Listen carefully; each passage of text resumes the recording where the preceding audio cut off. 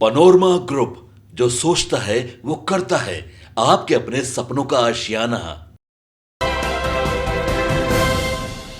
नमस्कार, आप देख रहे हैं सिटी पोस्ट लाइव और मैं हूं आपके साथ हर्षिता प्रताप सिंह। 2024 के लोकसभा चुनाव का अंतिम चरण है। 1 जून को वोटिंग होनी है। चुनाव प्रचार बंद हो चुके हैं और बिहार के 8 महत्वपूर्ण सीटों पर वोटिंग होने वाली है, जिसमें से एक सीट पाटलिपुत्र की है, जो कि बेहद हॉट सीट बनी हुई है। वजह ये कि उस पर राजद सुप्रीमो लालू प्रसाद यादव की बेटी मीसा भारती भाजपा नेता रामकृपाल यादव को कड़ी टक्कर देती नजर आ रही हैं। अब मीसा भारती पहले भी चुनाव लड़ चुकी हैं और हार चुकी हैं, तो इस बार जो पाटलिपुत्र की जनता है उसका मूड कैसा है, ये जानने के लिए हमारे साथ मौजूद हैं सिटी पोस्ट लाइव के डायरेक्टर श्रीकांत प्रत्युष जी। सर, रामकृपाल यादव पाटलिपुत्र से चुनाव लड़ते आए हैं, जीतते आए हैं। इस बार मीसा भारती कितनी टक्कर दे पा रही हैं? देखिए, पाटलिपुत्रा की सीट काफ़ी अहमियत रखता है लालू परिवार के लिए, क्योंकि लालू जी भी यहाँ से चुनाव लड़े थे और उनके पुराने दोस्त जो उनके चाणक्य माने जाते थे, रंजन यादव, उन्होंने ही उनको हराया था। जेडीयू के टिकट पर लड़े थे रंजन यादव और लालू यादव को चुनाव हराया था। तो लालू जी के मन में एक कसक है, चाहे उनके परिवार के मन में कसक रही है कि भाई इस सीट पर किसी न किसी तरह से कब्जा किया जाए। तो लालू यादव के बाद मीसा भारती, चूँकि लालू यादव की सबसे प्यारी बिटिया है और लालू यादव सबसे ज़्यादा उनको मानते हैं, अब मीसा भारती सबसे ज़्यादा पापा से प्यार करती है, तो उसने कसम खाई कि भाई इस सीट को पापा की झोली में डालना है। जो सपना था पापा का चुनाव जीतने का पाटलिपुत्रा सीट से, उसे पूरा करना है। तो मीसा भारती लगातार 2 बार से चुनाव लड़ रही हैं, लेकिन अपने ही चाचा रामकृपाल यादव से हार रही हैं। रामकृपाल यादव भी लालू यादव के हनुमान कहे जाते थे, लेकिन वो बीजेपी में चले गए और बीजेपी के टिकट पर लगातार 2 बार से चुनाव जीत रहे हैं। हालांकि जीत हार का मार्जिन बहुत ज़्यादा नहीं है, 40,000 वोट का ही रहा है दोनों चुनाव में। तो इस बार की लड़ाई थोड़ी दिलचस्प हो गई है, क्योंकि 2014 में मोदी लहर थी, 2019 में भी मोदी लहर थी। 2014 में राम मंदिर का मुद्दा था बड़ा, और 2019 में पुलवामा बड़ा मुद्दा हो गया था। तो राष्ट्रीय मुद्दे पर चुनाव लड़ा गया था, तो मोदी मैजिक काम कर रहा था। लेकिन इस बार कोई राष्ट्रीय मुद्दा नहीं है, क्षेत्रीय मुद्दा ही है। आप देख रहे हैं कि बीजेपी किसी राष्ट्रीय मुद्दा, चुनाव का कोई राष्ट्रीय मुद्दा नहीं बना पाई है। तो लड़ाई हर सीट पर दिख रही है, कांटे की लड़ाई। और पहली बार मुझे लगता है कि लोकसभा चुनाव में 2014 से लेकर 24 में जातीय आधार पर वोटिंग हो रहा है। मतलब लोग अपनी जाति के उम्मीदवार को वोट कर रहे हैं। इसी चक्कर में जो नीतीश कुमार का लौकुश समीकरण था वो टूटता हुआ दिखाई दे रहा है, क्योंकि तेजस्वी यादव ने 8 से ज़्यादा कुशवाहा नेताओं को महागठबंधन में टिकट दे दिया है। तो कुशवाहा वोट बैंक में साफ डिवीजन दिख रहा है।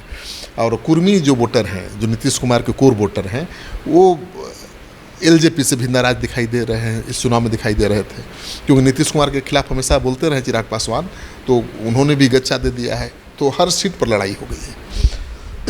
जी।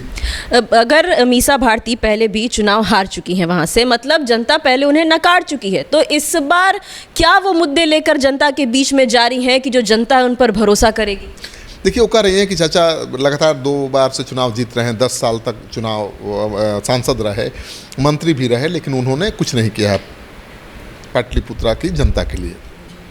और रामकृपाल यादव ये बता रहे हैं कि ये भी 8 साल से राज्यसभा के सांसद हैं, कभी जनता के बीच गए ही नहीं, काम करने की बात तो दूर। तो सच्चाई है कि रामकृपाल यादव जनता के बीच ज़्यादा रहते हैं, उनके हर दुख सुख में साथ रहते हैं, यही उनका प्लस पॉइंट है और बीजेपी ने इसलिए उनको उम्मीदवार बनाया है। मीसा भारती से मिलना बहुत आसान काम नहीं है, ठीक है। तो रामकृपाल इसी को मुद्दा बना रहे हैं कि हम मिलेंगे तो आपके हर दुख सुख में काम आएंगे, आपके घर में कोई भी समारोह होगा, आयोजन होगा, हम वहाँ मौजूद होंगे और जो हमारे बस में काम होगा वो कराएंगे भी। लेकिन मीसा भारती को अगर चुना आपने तो मुलाकात भी नहीं होगी। लेकिन इस बार थोड़ी लड़ाई, मैंने कहा ना कि हर सीट पर कांटे की लड़ाई है। यादव मुसलमान ज़्यादा एग्रेसिव हैं और इस क्षेत्र में, पाटलिपुत्रा क्षेत्र में माले का भी बहुत अच्छा पकड़ है, अच्छी पकड़ है, माले भी है गठबंधन में। तो लड़ाई इस बार कांटे की दिख रही है। कौन जीतेगा हारेगा ये बता पाना तो बड़ा मुश्किल है, लेकिन हार जीत का मार्जिन और कम हो सकता है। तो बहुत दिलचस्प लड़ाई है। रामकृपाल यादव का दावा है कि इस बार वो हैट्रिक लगाएंगे, चुनाव जीतेंगे। वही मीसा भारती को पूरा भरोसा है कि 2 बार तो चूक गई, तीसरी बार नहीं चुकने वाली हैं। और वाकई पहली बार मीसा भारती इस सीट से जीतने के लिए इतना जोर लगा रही है। मीसा भारती तो प्रत्याशी हैं, आखिरी चरण में चुनाव है, तो इसका फ़ायदा भी उनको मिल रहा है। उनका पूरा परिवार और पूरी पार्टी उनको चुनाव जिताने के लिए कैंपेन कर रही है। लालू यादव कैंपेन कर रहे हैं, पता ही है आपको, राबड़ी देवी कैंपेन कर रही हैं, रोहिणी आचार्य कैंपेन कर रही हैं, तेजस्वी यादव दर्जनों सभाएं कर चुके हैं। पार्टी के तमाम नेता, चाहे कांग्रेस पार्टी के हों या आरजेडी के या महागठबंधन के, तमाम नेता कैंप कर रहे हैं पाटलिपुत्रा संसदीय सीट पर। मतलब सबसे प्राथमिकता उनकी है पाटलिपुत्रा सीट को जीतना। तो लड़ाई थोड़ी मुश्किल हो गई है रामकृपाल यादव के लिए, इसमें शक की कोई गुंजाइश नहीं है। तो नतीजा तो अब 4 तारीख को पता चलेगा या हमारे एग्जिट पोल में पता चलेगा, जो हम लोग करने वाले हैं नक्षत्रा न्यूज़ के साथ। एग्जिट पोल 1 तारीख को शाम 6 बजे से नक्षत्रा न्यूज़ पर, तो उस पर हम खुलासा करेंगे कि कौन जीतेगा कौन हारेगा। एक आखिरी सवाल सर, लालू यादव पर भाजपा एनडीए ये लगातार आरोप लगा रही है कि वो केवल अपने परिवार, अपनी बेटियों के लिए ही चुनाव प्रचार करने गए, जो कि देखा भी गया है। तो क्या इस वजह से जो यादव वोटर हैं उनके मन में ये बात आ सकती है कि लालू यादव केवल अपने परिवार को आगे बढ़ा रहे हैं? देखिए, ये तो आरोप स्वाभाविक है, लेकिन सवाल ये उठता है कि लालू यादव की तबीयत तो ठीक नहीं है। आपको पता है लालू यादव कमज़ोर हो गए हैं, बीमार हैं। अब बेटियां हैं तो भाई फ़र्क तो पड़ता है। 2 बेटियां चुनाव लड़ रही हैं, तो क्यों नहीं जाएंगे लालू यादव प्रचार करने? तो मुझे नहीं लगता है कि ये कोई मुद्दा यादवों के लिए है। यादव तो अंधभक्त हैं, वो लालू यादव के पक्ष में पूरी तरह से इस बार गोलबंद हैं। अब देखना ये है कि रामकृपाल यादव के पक्ष में जो 20% यादव हमेशा वोट करते रहे हैं, इस बार करते हैं या नहीं करते हैं। वो हमेशा 20% यादव रामकृपाल यादव के लिए वोट करते रहे हैं, और इसी वजह से वो चुनाव जीत भी जाते हैं। क्योंकि भूमिहार और समाज और ब्राह्मण समाज, राजपूत समाज, माने स्वर्ण का जाति के लोग तो एनडीए के साथ हैं ही, लेकिन जीत केवल स्वर्ण वोटरों के बदौलत नहीं हो सकता है। जो दलित हैं, पिछड़े हैं, अति पिछड़े हैं, यादव हैं, उनका समर्थन भी बहुत आवश्यक है। बीजेपी रामकृपाल को इसीलिए उम्मीदवार बनाती है कि उनका अपना वोट बैंक है, और बीजेपी में होने के बावजूद वो आरजेडी के core vote bank, Yadav vote bank में संधारी करने में कामयाब हो जाते हैं। इस बार उनकी हार जीत इसी बात पर निर्भर करेगी कि किस हद तक वो संधारी कर पाते हैं।